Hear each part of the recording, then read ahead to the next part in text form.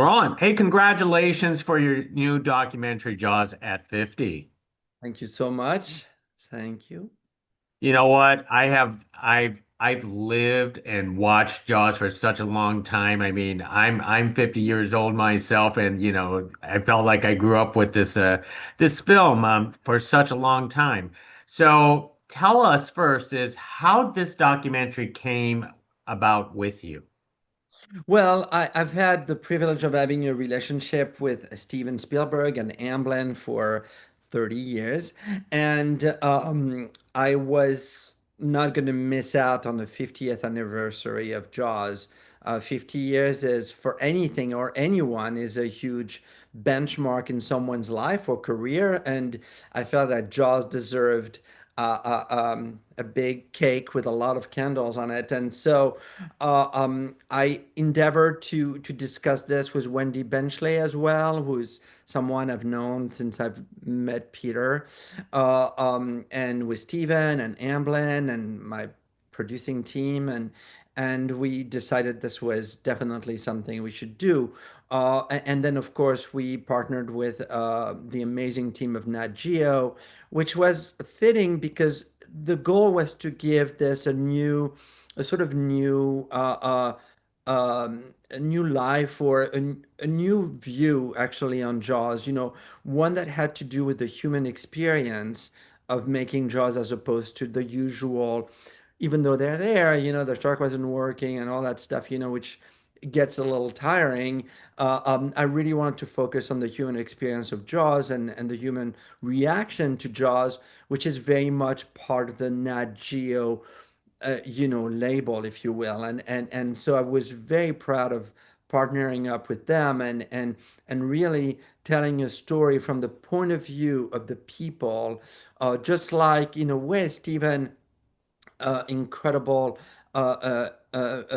decision to cast most of the secondary roles on the island of Martha's Vineyard. I was sort of thinking the same way, to really bring a sense of authenticity to this film. I also wanted to highlight the generational aspect of the film, showing that the film has really impacted generations of filmmakers from Jim Cameron to JJ and Jordan Peele and Emily Blunt, who knew. So I thought that was also a very interesting aspect, and so that's how it was conceived and hopefully how it delivers. Now, tell you input. You just mentioned you just inputted a lot of new interviews into this for the old people who worked on the old production. Could you talk about the new interviews that you also included there and some of the interviews that you wish you could have included?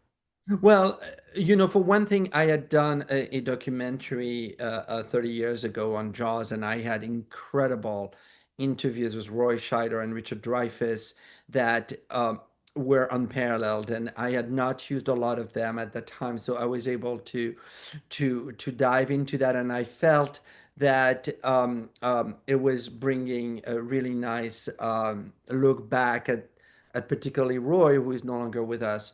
I'm very close to Joe Alves and Carl Gottlieb and Jeffrey Kramer was a consulting producer. So we did some new interviews with some members of the Jaws family as well.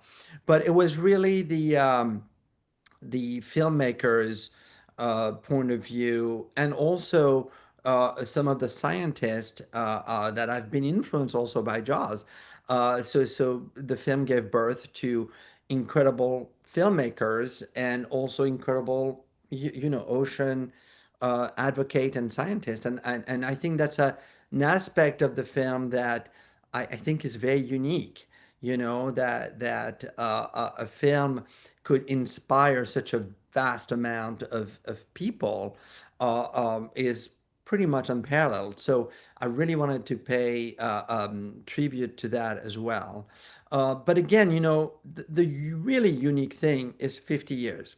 You know, I think you can ask anyone who's ever turned 50, including me, and it's a benchmark, you know, and you ask yourself a lot of questions about relevancy and connectivity to young generations, and you ask yourself a lot of questions about the future. And I think answering the question for Jaws, if Jaws was a person, you know, you can say you're going to be relevant for another 50 years and timeless for another 50 years and inspire young people for another 50 years, you know.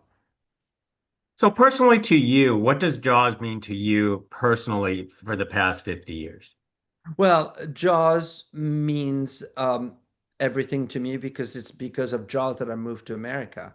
I mean, literally discovering that film in France where it was called The Teeth of the Sea inspired me. I wanted to meet someone named Steven Spielberg and someone named John Williams. Those were like the two names that jumped at me and from that day on, I was literally hooked into the power of cinema.